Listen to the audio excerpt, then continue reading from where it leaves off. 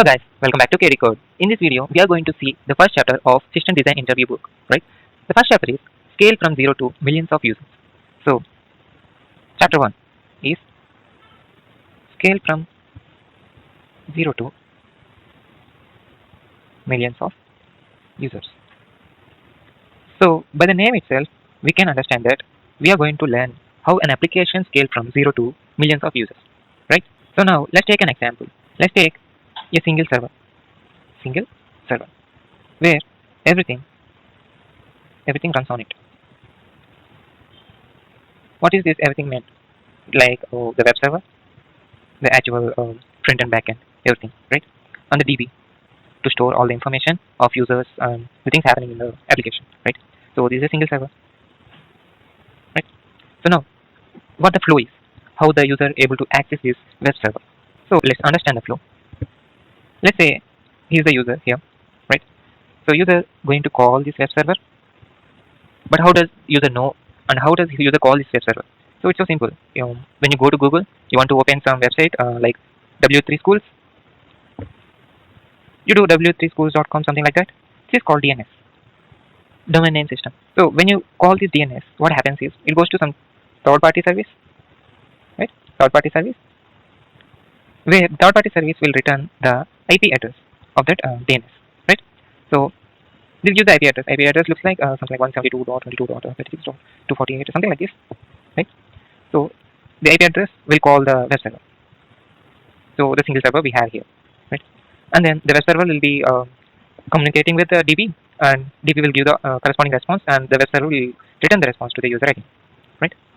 This is how the flow happens in a single server, or generally the flow how we interact with applications on the internet, right? So user will call this web server, right? How the user call?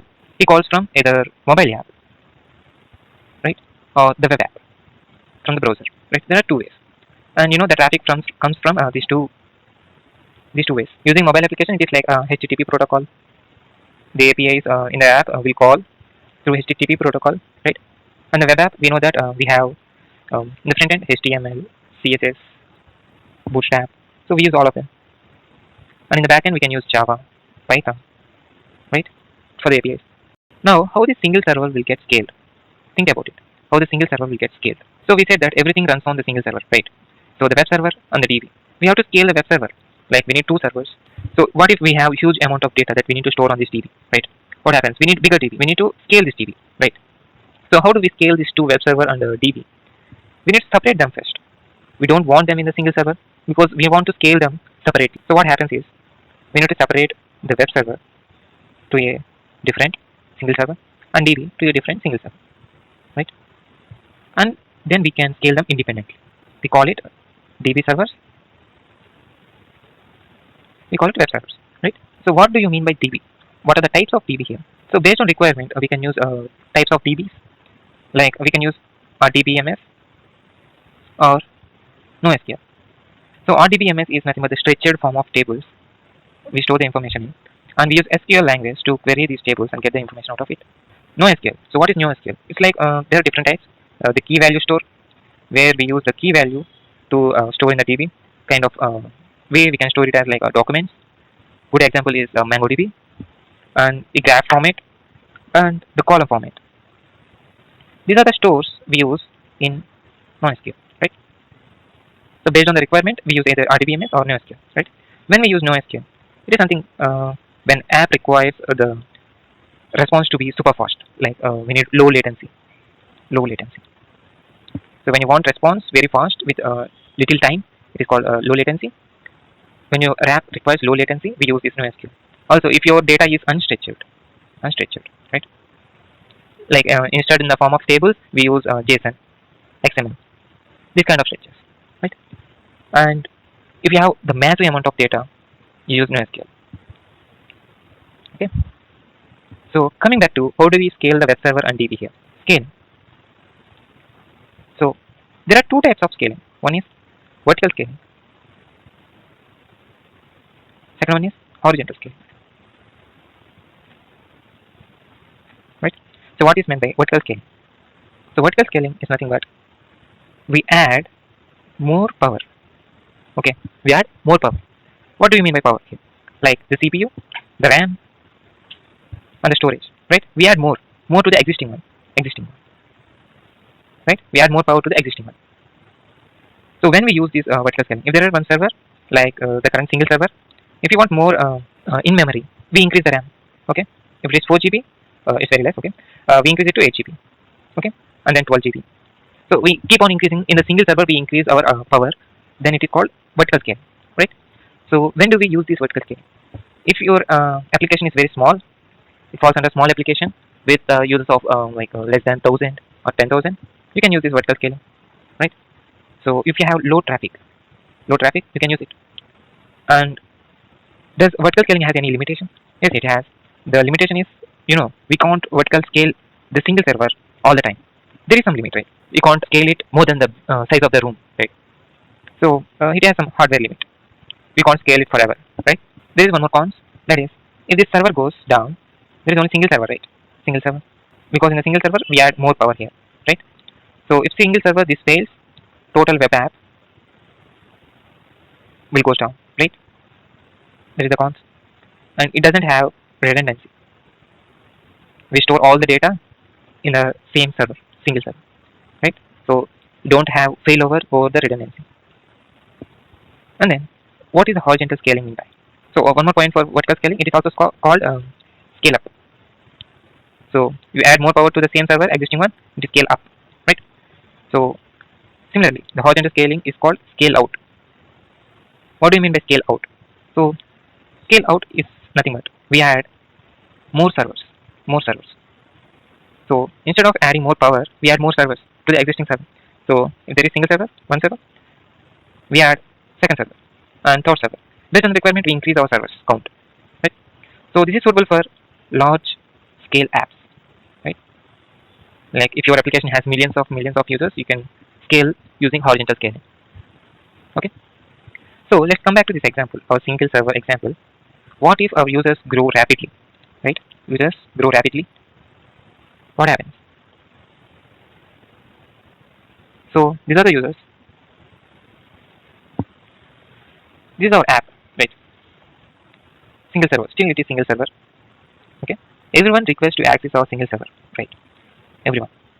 Not only these three, there are a couple of users. Many users want to access this web server inside this single server, right? They want to access the web server simultaneously at a time, right? But what happens is this web server will reach its load limit, right? Because of the constraint size, the web server can handle this much capacity of request for this much time, right? So it has some limit, load limit. But there are many users which is accessing the web server simultaneously. What happens? The response which the web server gives to the user, it takes more time to give that response to the users, right? It will take more time. So more time is nothing but a slow response, right? Slow response. So it will be loaded slowly. So what can I say? If you go to W3 schools, it is having only single server. What happens? It loads very slowly on the UA because the load limit increases on the web server. That's why it loads slowly. So what is the solution for this? What is the solution? Let me tell you. There is something called load balancer. Load balancer. What it does? Load balancer is the best solution for this. So first of all, you have to scale the web server into multiple servers.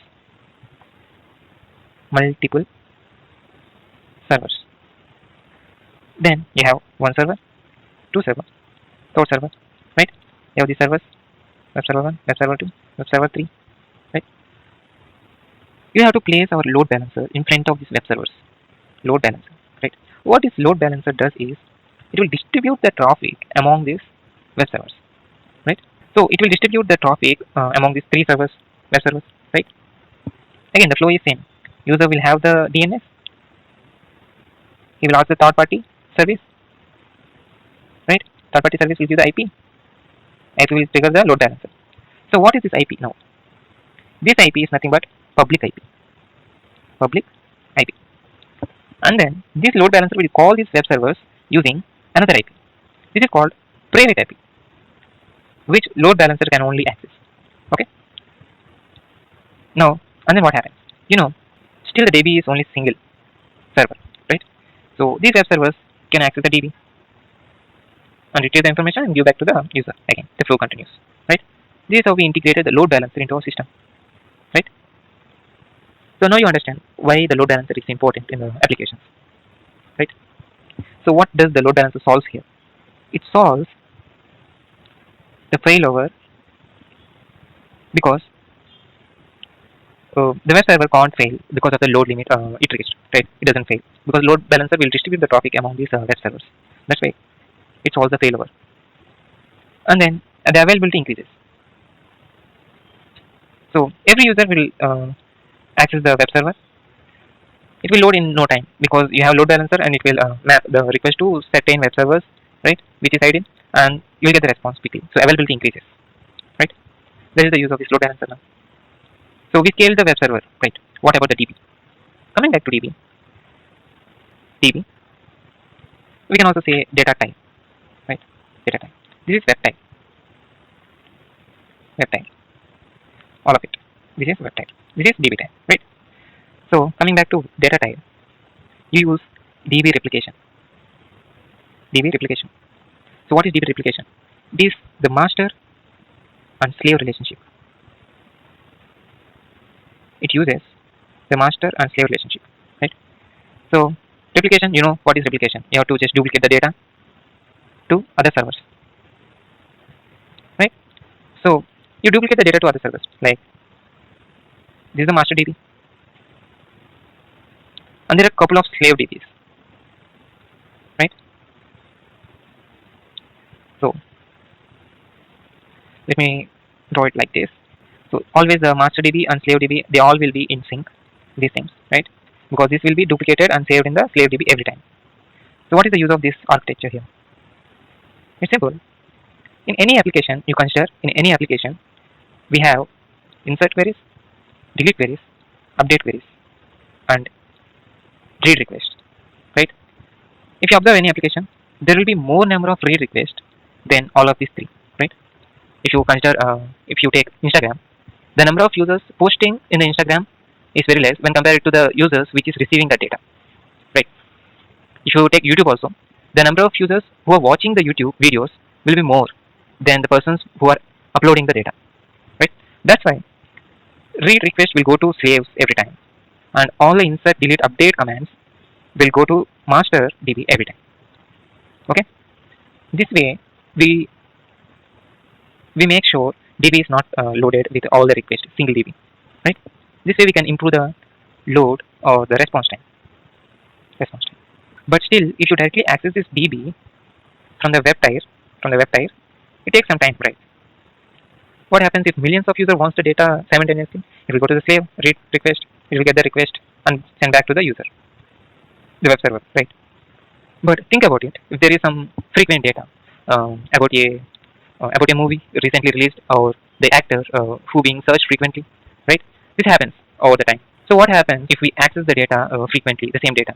So we have to go through the DB and we have to request it again and again. The same data we have to request again and again. So why is this? We have to request the same data again and again within no time. Why do we have to request it again and again? Because if DB is stored in some cloud, it will cost us, right, for the request. So instead of calling it again and again, we have to store our expensive operations or the request in some servers, right? We also have to store the frequently accessed data in the same web server, right? So what is the server called? This is nothing but the cache layer. Okay. So now where does this cache layer will be positioned in our whole architecture here, right? So let's take the user again, right? Here is the load balancer, here is the web server, right? And here is the DB, right? Now we will place this cache layer in between the web server and the DB, right? So the web server will goes to the cache layer. It will ask for the data. It will request for the data, right? If you get the data, if data exists here, it will return the data, right? If data doesn't exist, it will go to the DB, right? Data does not exist, right? It will go to DB. It will send the response to the cache, and the cache will store the data in cache. So it will store the data in cache, and then it will return the data to the web server and back to the user again, right? So the data is not present in the cache is called cache miss, right? So and then it will read the data from the DB, right? This is called read through cache, right? So this is about cache, and there are few things we need to learn about cache. Few keywords we need to keep in our mind, key points. So the first thing is expiration policy. Expiration policy. What is mean by expiration policy? It is the data, how long it should be there in the cache layer, right? How long we should keep the data in the cache layer. There is some policy, the time we have to keep the data, because if we keep for too long, it will become the stale data. Stale data is nothing but the data which is not being used for so long. And yeah, we have to set this expiration time. It should not be too short or too long. It should be calculated based on the frequency the data is accessed, right? The second one is consistency. So the cache layer should be in the sync with DB. It should not show the different information other than DB, right? If a value 1 has some 100 key value pair, the cache also should show the same data for one key value 100, right? It should not show different value, right? The consistency should be there. The third one is mitigating failures. So this happens when the cache layer fails, right? When cache layer fails, this will become the single point of failure for all the applications, right? This should not happen, the failures, right? The fourth one is eviction policy. So remember this: if the cache is full, we need to add the data, but we need to add more data. What should we do? We should kick out the old data, right? We should delete the old data and then insert the new data, right? So how do we delete the old data here? For that also we have some algorithms. We can use LRU or LFU or first in first out. So what is LRU? Least recently used. The least recently used information will be deleted first. And what is LFU? Least frequently used. So how frequently the data used? The less number of times it's being retrieved, that is the old data being deleted first, right? And first in first out. This is nothing but you delete the data that comes first into the cache layer, right? This is all about cache layer. Now let's discuss about another interesting topic, that is CDN. What is CDN? Content Delivery Network. Right? These are nothing but the servers that catches the static data or content, like the images, videos, the HTML and the CSS files, right? All this data. This data will be mostly same for everyone, right? So this data is no point in storing DB and user has to access it to web server, right? Instead, we store them in separate server caches that are static data, right? So these servers are geographically dispersed, right? This also perform the dynamic caching. So what is meant by geographically dispersed? It's nothing but it will be available across the board, right? And dynamic caching, it will dynamically, like our cache layer, how it throws out the old data and adds the new data. It also does the same thing, more or less, right? So where does this CDN will be placed in our app picture now? So again, we have our user, we have our web servers, we have our load balancers, right? And we have our DBs, everything here, right? And again, this is a web tier, this is a DB tier, not on single server. So the load balancer, right? So user will directly go to the DNS first, and DNS gives the IP address, right? First of all, it will go to the nearest CDN server. Okay. If CDN server does have that information, it will return that information to the user. If not, it will go to the load balancer. Then load balancer will go to the web server and DB, then return the information that's required to the user, right? This is the flow. This is how the CDN is stored geographically across the world, right? not one place, it will be stored in multiple places, right? Let's say this is the user, this is the server, these are some CDNs, right? So user try to access some information from the CDN. If it is present in the CDN, it will use the information, right? If it is not present, it will go to the server, right? So the CDN will be run by some third-party apps, third-party services. And when web server retrieves the information required by the user and it will return it, right? It will also get stored in the CDN also, right? So how the CDN stores that information? It will store until the TTL expires. What is this TTL? TTL is nothing but time to leave. Time to leave. So this will be sent along with the response of the server to the CDN, and CDN stores that information until the TTL expires, right? Until it expires, it will be cached in the CDN, right? So what are the pros and cons of this CDN? It is heavily cost because we need to deploy the CDNs across the world, right? So it is very costly. And unlike caches, we have some cache aspiration, cache aspiring to the CDN, right? It is similar to aspiration policy that in a cache layer, right? And CDN fallback. What is CDN fallback? If there is some CDN CDN outage, the resources should be served by the web server, right, to the user. This is how the flow should work in case of CDN fallback, right? CDN fallback is nothing but the CDN outage, right? And there is one more thing, invalidating file. Invalidating file. Files cannot be removed. Files cannot be removed before expiry. So we cannot remove the files before expiry. But there are two ways we can do it. Only these two ways, right? Using CDN APIs. Using CDN APIs we can do it, okay? Or else we can use object versioning. We can use object versioning, right? Like version 2, version 3, something like that. Okay, clear about CDN? We'll talk about CDN later part. Now it's time to learn about stateless web type and stateful web type architecture. Okay, so what is meant by stateless and what is meant by stateful? Stateless, stateful. So let me draw the diagram first.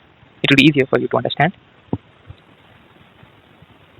There are a couple of users here, right? And there is our web servers. Let's take this as web side, and we have different servers, web servers.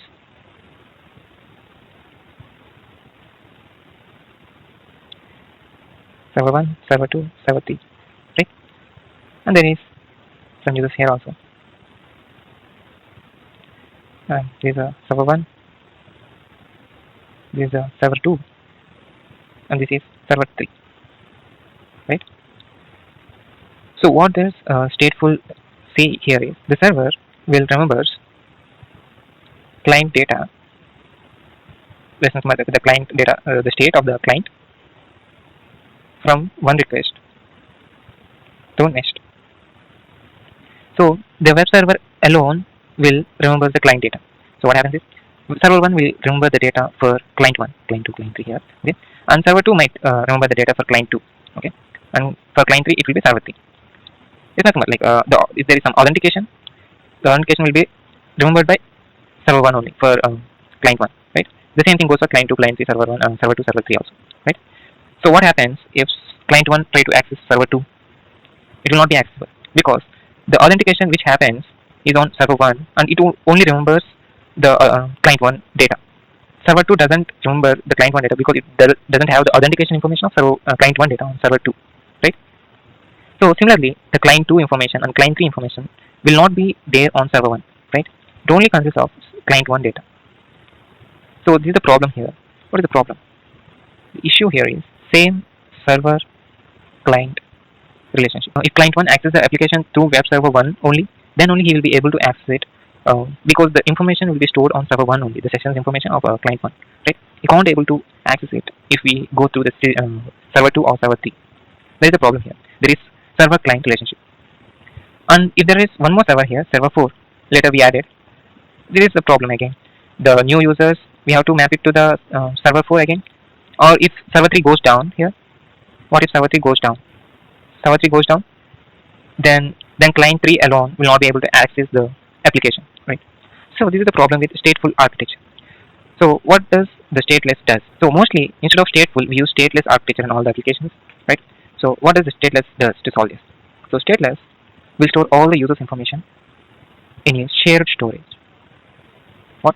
The shared storage, right? So all the web servers here will retrieve the user's information from this shared storage, right? So that way, any user can access any web server and he will be able to get authenticated and able to use the application simultaneously. The request can be sent to any of the servers, right? Because the session data will be stored in this shared storage. We can also remove the web server here and add new web server here, right? We can do anything, but it doesn't change because the storage, the session storage will be stored in the shared storage, right? It also improves scaling, right? Here we can't scale because web servers are tightly coupled with the clients here, right? But here the servers are not tightly coupled with the clients. So we can either delete one of the server, or if that goes down, we can add more servers, right? The scaling will be easier. So now, what happens if our users grows rapidly, but now this is not within some country, like not only from India. If we get traffic from America, Australia, and Africa, what do you do? So all of these countries are far away, right? So how our application will handle this? So that's where the multiple data centers comes into the picture, right? Users are geo-routed across these data centers. So what happens is, let's consider our application with a web tier and DB tier, also the cache layer, right? We'll replicate the same thing in another location, right? Across the world, right? And the load balancer, which is here, will geo-route our user to any one of these data centers, right? Again, the user will get the DNS, IP, then the request will go to CDN again. Don't forget about the CDN, right? If CDN doesn't have that information, then it goes to load balancer, and load balancer will distribute that request. It is geo-routed. The request will be geo-routed. Geographically, it will route and it will go to the nearest data center. This is data center 1. This is data center 2. It will go to the nearest one, right? Nearest. So this will improve the response time, right? Because the request will go to the nearest data center and we get the data in less time. The problem is the data should be synchronous, right? Data should be synchronous across all the data centers, right? What we do, we'll replicate the data across data centers. This should be in sync, all the data. And we can use one data center for testing. The testing becomes easier, right? These are the uses of using multiple data centers, right? I hope you understand about the CDNs, stateless, stateful architectures, and also the multiple data centers concepts. Let's now learn about one more topic, that is message queues. Message queues, right? What does this message queues does? So let's take, there are some requests, right? User makes. Not only one user, there are so many users that make the request, right? And there is some service we have in the web server, service, which handles that request, right? But all the requests come simultaneously. What happens? This service cannot handle it, right? So what happens is we keep a message queue in between the request and the service. So this is message queue. Message queues, where here the users are called, the requests are called producers or the publishers. Who creates the messages? Creates messages, all the requests, right? And the service which responds to the messages is called consumers or the subscribers. We can also call workers, right? So based on the message queue messages, it will respond with the corresponding data. So what happens is, the publishers will create the messages. They will keep the messages in the message queue. So the messages will be sent to the message queue like this. So all the requests will be in the queue accordingly based on the time, right? And the services, the consumers, will take these messages one by one. So what is the use of this message queue? So it makes the publishers or the producers is independent with the consumers, or the consumers is independent of the producers, right? These two are independent now. Independent. If there are a lot of requests here in the message queue, the service test can grow rapidly, right? Without dependent on the producers. If there are a lot of requests here, it can grow, it can scale, right? Without depending on the producers. This is more loosely coupled again, right? Because the user doesn't make the request to the service directly, instead he goes to the message queue, right? That's why it is more failure resilient. Okay. Now for any application, we also have to note down that there are few things that is important. The first one is logging. So logging, what is meant by logging? You have to monitor all the error logs on server level. Okay. So let's say I did some changes, you have to log the changes in the DB. So what happens is next time if something breaks, the error logs will be stored on the server or the DB. We can debug quickly, right? So the logging mechanism should be there for any applications. And the metrics. So you have to do the metrics. So there are three kind of metrics that will be used by applications. So host level metrics,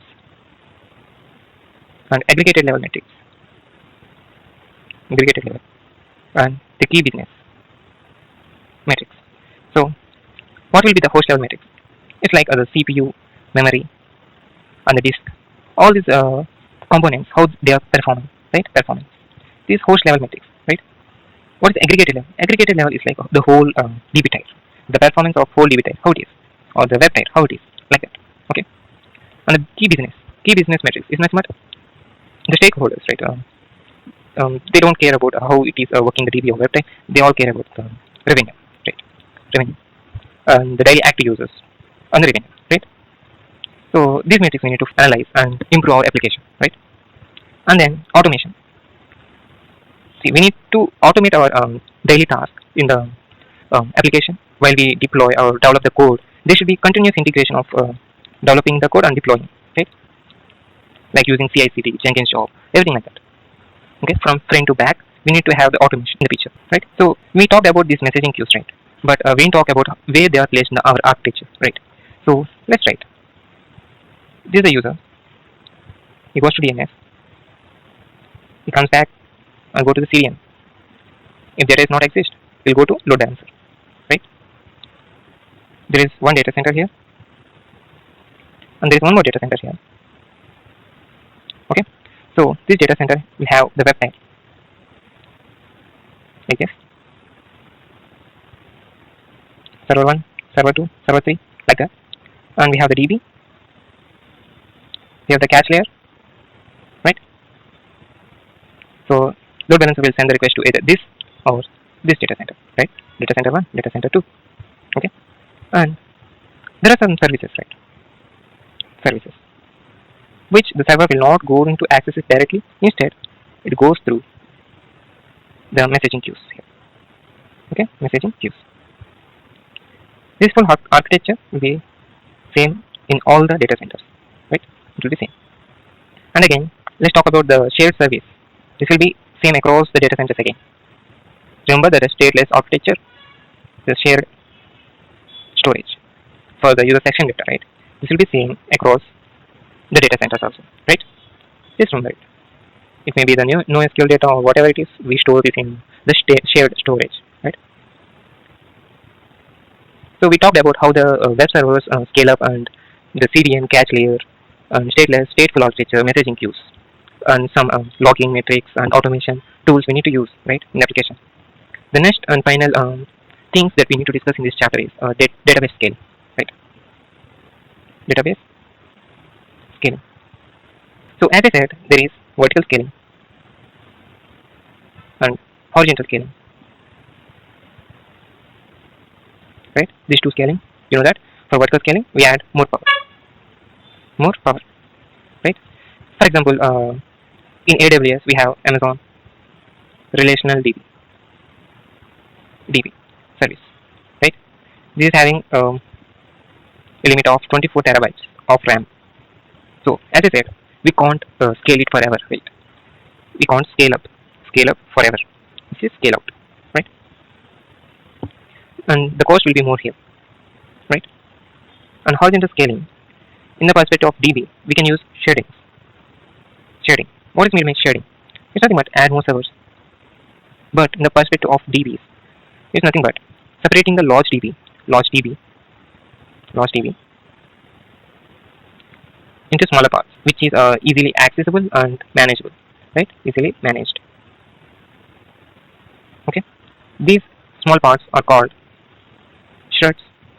Okay, the larger DB will be separated to smaller DBs, which is called shreds, right? The shredding data, the shredding can be done using any of the key from the DB, right? It can be user data with a user ID as shredding key, right? It can be your choice. The shredding key can be your choice. We can choose user ID, or we can use the partition key. This will be the unique key, right? Unique ID, the primary key, right? Or we can use the partition key, the combination of keys, combination of 2 or 3 columns, right? Like that, we can use our shredding key. We can choose our shredding key, and we can convert our large DB to smaller DBs, right? We have to choose the key accordingly. The data should be evenly distributed, right? So we can have the same amount of data in all the shreds, right? But the shredding also have some problems. So what are the problems? What is free shredding? The first one is free shredding. As you know, the single shred, the smaller shred, can't handle all the data. So it can't handle all the data of that user. So if the data grows, it cannot handle. The solution for this is consistent hashing. We will learn it in the chapter 5. Okay, let's keep it aside. You can learn it on chapter 5, which will be covered in the further videos, right? And the second problem is celebrity problem. So as I said, if you remember, the celebrities or the recently released movies or the cricketers will be searched more on internet, right? This is called hotspot key problem. Hotspot key problem.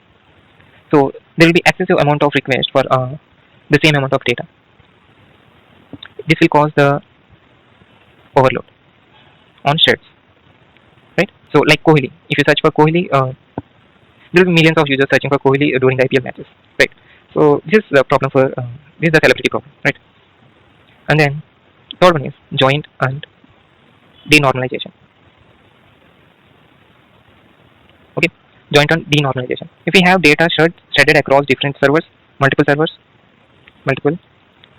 which is called shreds, right? In our case, so it's hard to join all those data and return to the user, right? So we need to denormalize it. The solution is denormalization and perform the task in single server, right? So this is all about data scaling. Now, quick revision, quick summary of what we have learned in this chapter 1, right? Scale from 0 to millions of users, right? You should, first point, key points. First one is keep the web type stateless, right? We discussed, right, already the stateless architecture, right? And build, second point is build redundancy. You have to build the redundancy. You have to replicate our data in the DB, right? At every time. You have to do the redundancy at every time. You have to use multiple servers, multiple DBs, like that. Okay? And catch the data. So you have to catch the data, the more frequently accessed data. You have to catch it as much as possible. As much as we can, we have to catch the data, right? And then we have to use multiple data centers. Multiple data centers across the world, right? That's how our application will be highly available, right? And then we have to use static data. We have to catch our static assets in CDM, right? CDM. The sixth point is scale out our data types. It's nothing but sharding, right? The seventh point is split our types into individual services. So we used message queues, right? We take out the service and we introduce messaging queue, like that. The eighth point is monitor. You have to monitor all the activities on the application and make sense of the data and errors we are getting, and learn how to resolve them, right? And use automation tools. Automation tools, right? So this is all about the first chapter. Keep peptide stateless, build redundancy at every time, cache layer as much as you can, multiple data centers, high availability, static assets in CDN, scale out our data type, sharding, split our types into individual services using messaging queues, and monitor, use automation tools. So this is all about chapter 1. Please comment below the video if you have any doubts. Also share and subscribe. Please share and subscribe so it will reach out to larger audience. Right? Thank you. Thanks for watching.